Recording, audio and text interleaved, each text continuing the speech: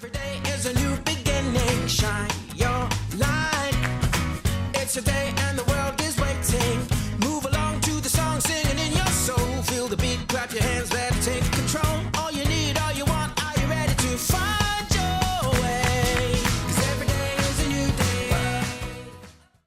Welcome to Wisconsin Family. I'm Janet Crescent. And I'm Justin Riley, and we are here at Madison Tap over on East Washington Avenue, part of the Robinia Courtyard family of restaurants. Why is it called Robinia Courtyard? Because right out that way is the Robinia Courtyard. It's a beautiful space. They have all kinds of events there. It's beautiful during the day and at night as well. They even have a fountain, and it's still going in October. It's pretty amazing because we're just a few blocks down from the Capitol Square, and when you're in that courtyard, you don't feel like you're downtown at all. It is quite lovely. It's like an oasis of sorts, really. It is, yeah. And the other thing you can't see that's right next to us is 3 shelves of games. So apparently there's a lot of fun and games that goes on here. Fun and games. What a good combination. Yeah, right? Well, we're going to talk with John Reske later on in the program. It's always a fun time talking with him because he always has something new to talk about.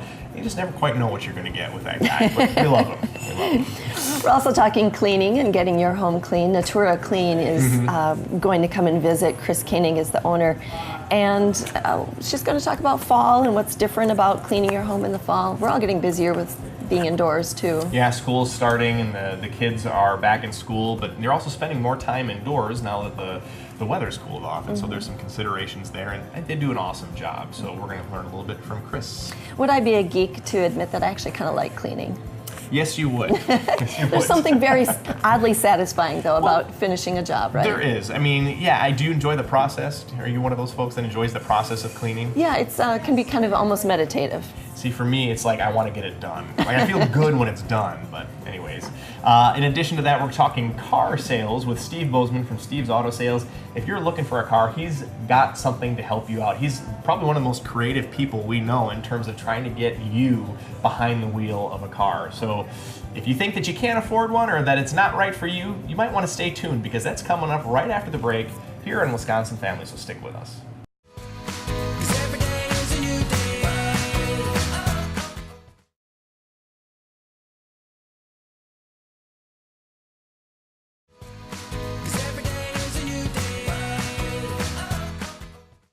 Welcome back to Wisconsin Family. You're joining us at Madison Tap, just a few blocks down from the Madison Capitol and across the street from Festival Foods. Yep.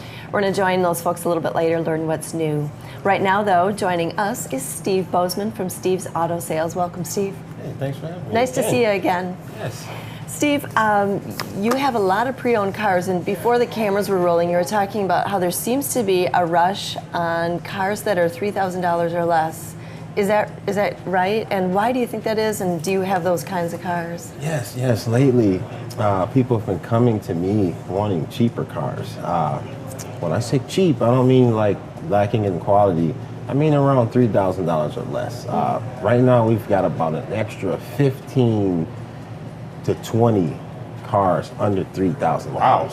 So if you need something cheaper, you don't want to finance this car, you don't want to be bothered with the bank, you don't want to ask mom to come co-sign, under $3,000, come and see me, and we can also apply that good warranty we spoke about in the previous show. But tons of inexpensive, good running cars on site right now for kids going back to school, college kids.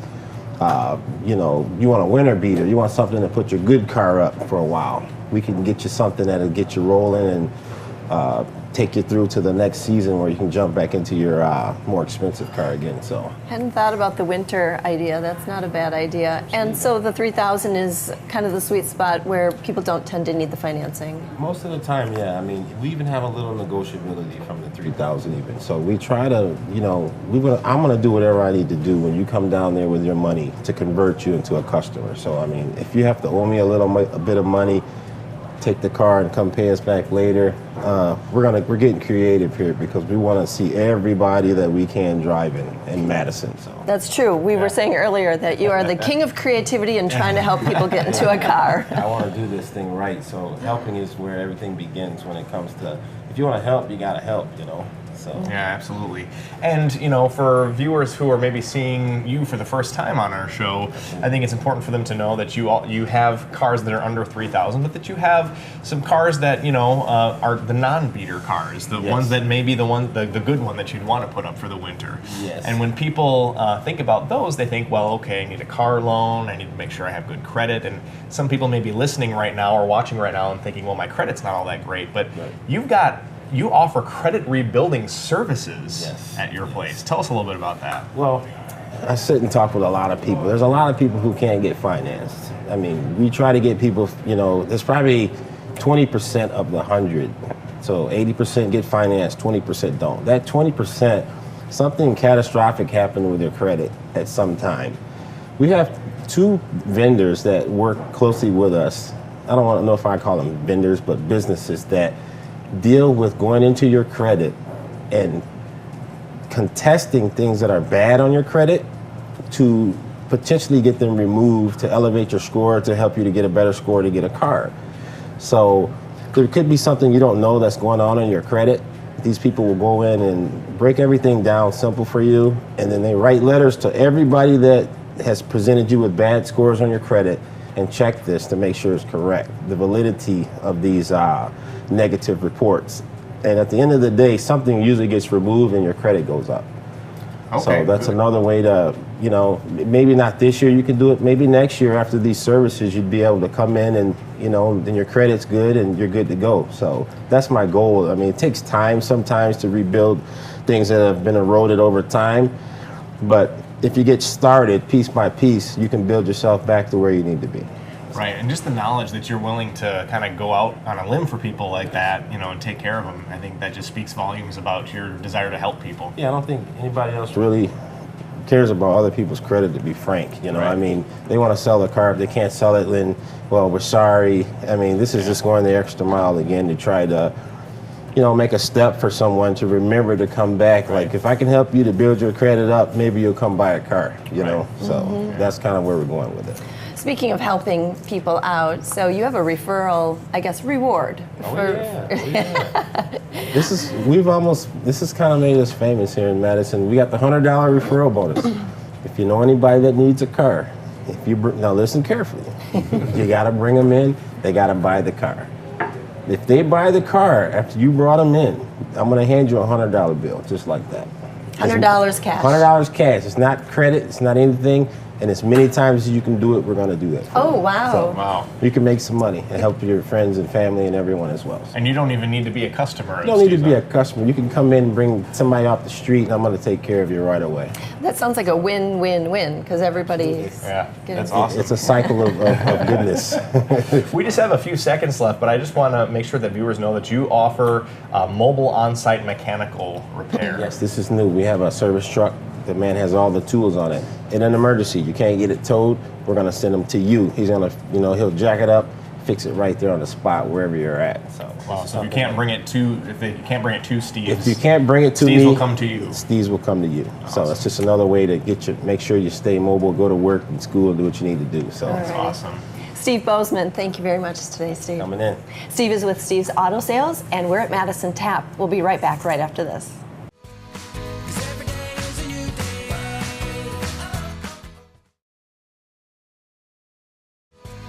'Cause every day is a new day.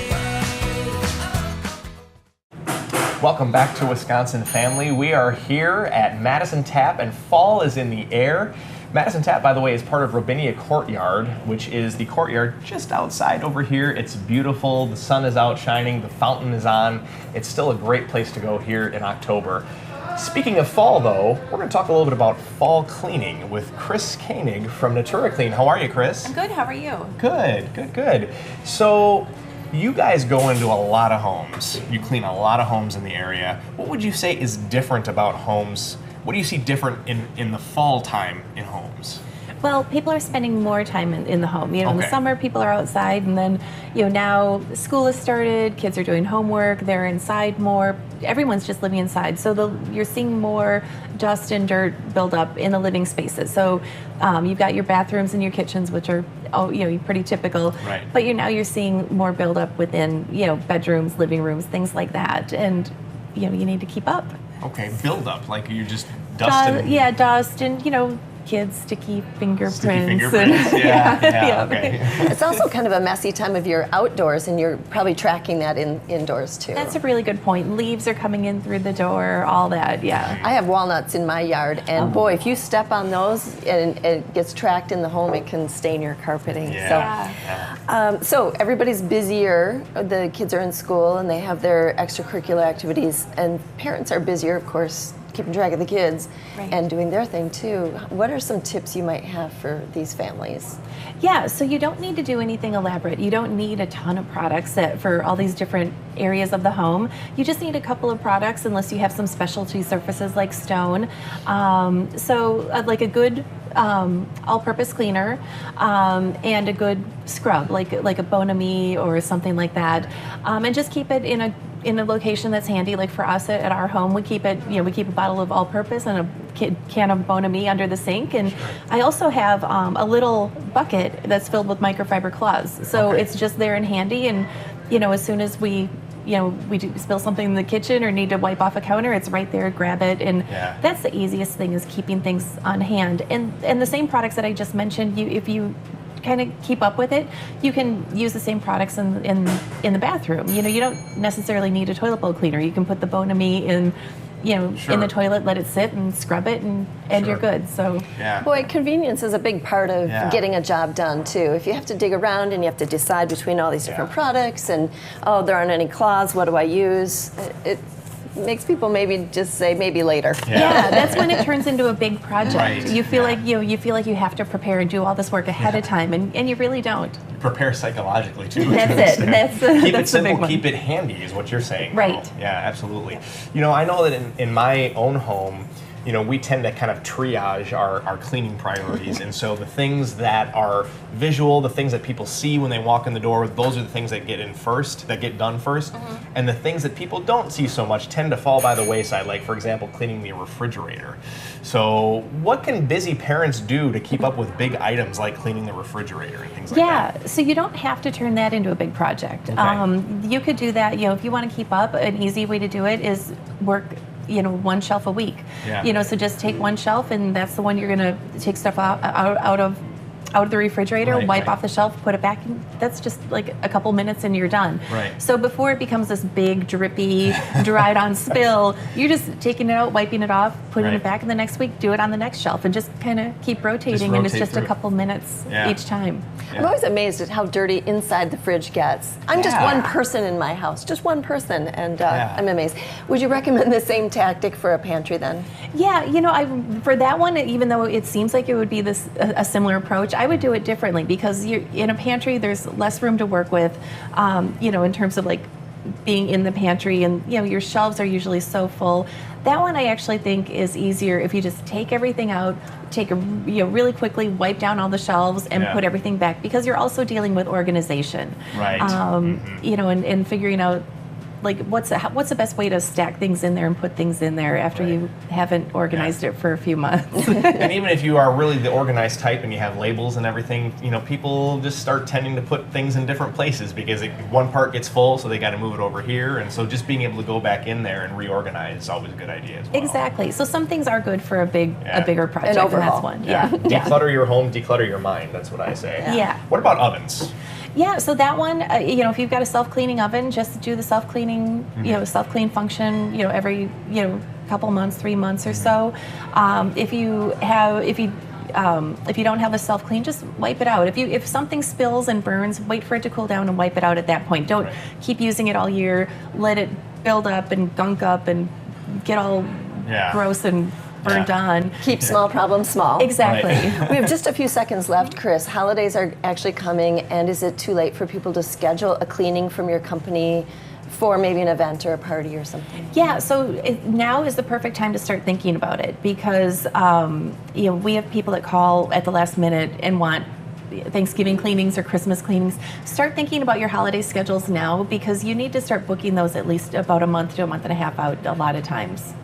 Interesting idea. Yeah. Well, Chris Koenig, you guys do such a great job over there at Natura Clean, and it's eco-friendly cleaning at its best. So we always appreciate all the education that you bring to Thanks us on so the much. show. Yeah. Don't go away. There's going to be more Wisconsin Family coming up after the break. Stick around. 'Cause every day is a new day.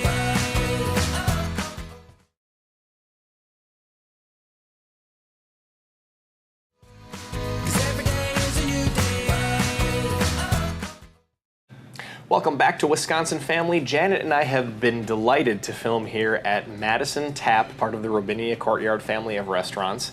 And they're featuring a new beer coming up the month of September, or a new brewery, I should say. And we're joined now by the owner, John Reske, who's going to talk to us a little bit about what's been going on at Robinia Courtyard and what's to come in the future. John, thanks for having us. Yeah, absolutely. Thanks for being here. It's Yeah. obviously been a crazy summer, crazy last month. We've been trying to get Jardin, our third and final restaurant, third leg of the stool, up and running, and we had promised people probably like 5 weeks ago that we'd be up and running, but we've just been so busy catering events, booking events here at the Courtyard, and the weather's been perfect too on most days. So, we just got off of a 5-event run yesterday, as a matter of fact. So we're all a little tired and stretched thin today. So, I did step out to the Courtyard today for filming just to take a look, and it still looks so great. Things are in bloom, and so it's been really popular. And the weather's been good this summer. It has been. It has been. It's actually rained on the days that we pretty much don't have anything going on here during the week. So the weekends have been fortunate like that. So. But it's been popular. Oh yeah, very much so. And yeah, every event that comes through here, there's 150 people, 2/3 of which have never interacted with the Courtyard before. Obviously, we're kind of this well-hidden secret, and still trying to get more people to interact with the space. And we get 2 or 3 new events booked from the new group of people that come in. So it's nice. It's just this exponentially growing phenomenon right now. Do you book the Courtyard just as long as weather permits? Yeah, and we try to make sure that our contingency plan covers everything inside, right? We've got 3 spaces where we could accommodate up to 250 people. So, if the Courtyard doesn't work out, we make sure that we don't overbook to the point where nobody has a place to host their event. So. Right. I'm curious to know, you said you just got off of a 5-event run in one night, I might Thus add. the coffee. Thus the coffee. So what were the events? I want to hear about that. Well, we had, the Wisconsin Women's Network hosted their Women's Equity Day event here. It was a fundraiser, and, tomorrow is International Women's Equity Day, so they decided to host the event on Thursday, which is obviously a little easier to pull off during the week. And yeah, so they expected 70, maybe 100 people. I think over 150 people showed up. Wow. It was just a perfect day. And they love the Courtyard, so they spent a few hours in there and did their rounds. We had a Yelp event where we did a beer geek class, basically, and 30 people came in and learned a little bit about Hop House. Tim Goers, one of the assistant brewers and director of marketing for Hop House, gave them a breakdown on how to make beer and what the differentiation between the 9 beers that he ran them through were. We had a little tasting menu coming out of Madison Tap. We had, obviously, we had a DJ in the Courtyard, 2 birthdays on top of that out in the Courtyard. Wow. And then we had a Jardin menu preview dinner for some select investors and their close associates. So, and that was rave reviews as well. We had a 4 or 5 course dinner coming out of Jardin as well. So it was a pretty busy night, and it was all in one night. It was, and it's a little crazy when you start lining everything up at 5 p.m. wondering if you're going to make it through, but you always do, and everybody's happy, and as long as you give them enough undivided attention along the way, it's great. But that is not an unfamiliar occurrence this summer in the Courtyard. And so, we live and die with eventing, and so we encourage everybody to, line up and come and check out the space and find a good nook to host their event in. So. And you mentioned a 5-course meal coming out of Jardin, which, food always piques my interest. So when do you anticipate Jardin will be ready? What can we expect there? Well, we've been saying 2 weeks for the last 5 or 6 weeks, and we still have a few logistical issues to tackle with the kitchen, some new equipment that we still need to drop and figure out. Again, the menu does change a little bit with the seasonality of everything because it is a very seasonally driven menu. And so there's a little back and forth on where some things are going to go as far as what the ever-changing menu is coming out of Jardin. And it's just a matter of a few more burners and a little bit more flat top space. And we have a little extra hood room back there. We're going to solve that. We're also creating a small private dining room back in Jardin for like 14 to 16 people, which has been in high demand. Last iteration with Julep, there was not enough private space. You know, it is it's a beautiful space, but it's still a very big open space. Right. A little bit harder to have a more intimate gathering. So we're creating this small, you know, kind of barn door style antique home front entry door sliding concept where when it's open it feels very much like the rest of the room. When it's closed, it's a private dining room. Almost like for like a rehearsal dinner or something Oh yeah, like absolutely. that. It'd be exactly. Something on that level. We have a lot of interest from Starting Block, the entrepreneurial hub going up next door, which will be open in April, May. They're looking for pitch space, board meeting space, things like that. And you know, you've got 200 entrepreneurs emanating from that space, so it'll be in high demand. This is a hopping place. Speaking of hops, Right? let's talk about the brewers. So let's see, Hop House is just finishing this month. Yeah, they're wrapping up the last day of August, August 31st, and then Capital Brewery's coming in after that. And you said that you're booked with different brewers each month until November of next year, of 2018. It's amazing. Wow. It's amazing. It's you wonder if some of those breweries are going to be in business when we finally line them up. No, they're all good and solid, but yeah, it's amazing the interest, and it doesn't necessarily translate to success, right? Because you know, vendor interest and distributor interest is different than revenue coming in the door. But I can tell you, a lot of people are, you know, every day we get, I can't believe nobody's done this before, and it is a rather unique moment. But you know, I think it was a cool opportunity to obviously add this like new shot of energy into the courtyard, into all three spaces. With very little activation energy required, right? The breweries are excited. They come in with their own events. Hop House just did a beer and cheese pairing class in the courtyard on Wednesday. We're doing a cheese raffle, also sponsored by the Milk Marketing Board of Wisconsin, next Wednesday. So they all bring something different to the table. They get excited. Including like unique beers too sometimes. Oh yeah, absolutely. We've got, Hop House has, you know, we have everything they have available on tap, right? So everything that they have in their tap room is available here as well, plus a couple of rare offerings. We had the Great Taste of the Midwest a couple weeks ago, and so we still have a couple of very rare, you know, bourbon barrel Scotch ale, and we have a nice flavored summer ale. I think it's coriander orange, coriander mango actually.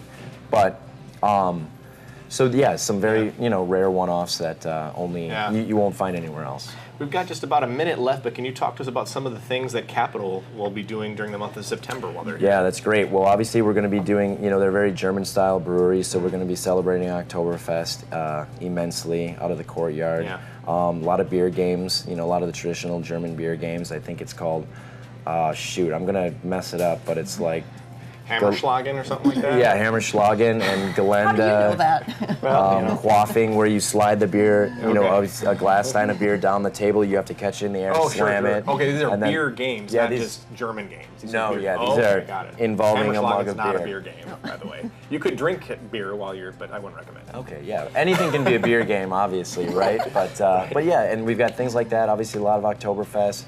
We've got a bunch of cool art, like Prism. There's this Frame Shift Music Collective is doing this Prism Art and Music Festival, and actually we're going to have Capital out there actually brewing beer as another medium of art on display, right? In addition to some muralizing of the tunnel going into the courtyard, and then we'll have some live video projections and obviously music and some other art forms. So things like that, you know, some very creative opportunities to tie everything together. Very cool. Well, Robinia Courtyard is a happening place, and it sounds like it's only getting started. So John Reske, thank you so much for having us here today. We always enjoy talking with you. Thanks, you too. And that's all the time we have for Wisconsin Family. Thank you to all of our guests and viewers, and we'll see you next time. Clap your hands, let's take